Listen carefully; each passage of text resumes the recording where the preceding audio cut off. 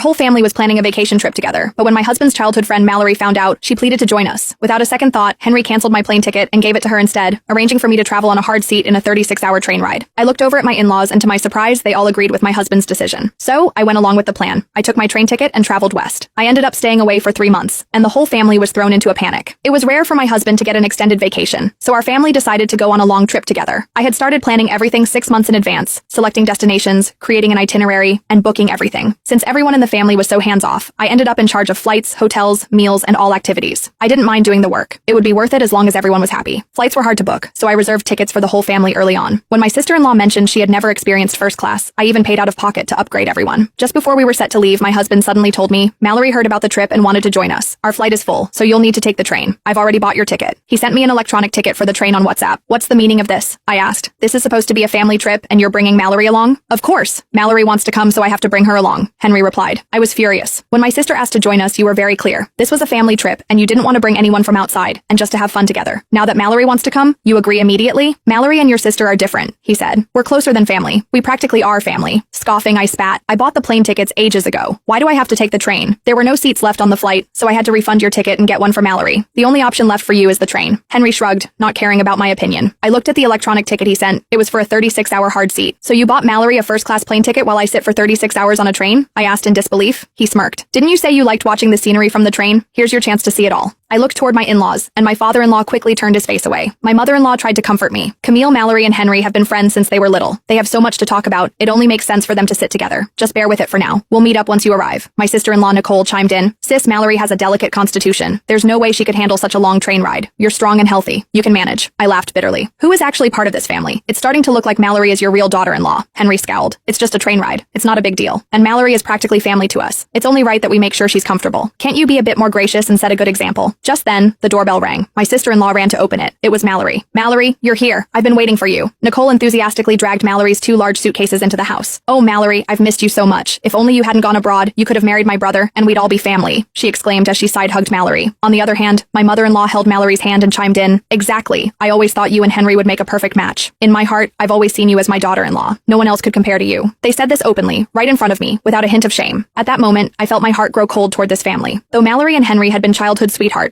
when the Baker family fell on hard times, she left the country without hesitation. It was me who helped the Baker family repay $500,000 debt, and out of gratitude, Henry married me. I had given so much to this family. My parents-in-law weren't in great health, and I'd been caring for Nicole since she was 10, handling everything from cooking and laundry to picking her up from school, helping with her homework, and attending her parent-teacher meetings. Now she was 15, and I had essentially raised her for 5 years. Though I was only her sister-in-law, I felt more like her mother.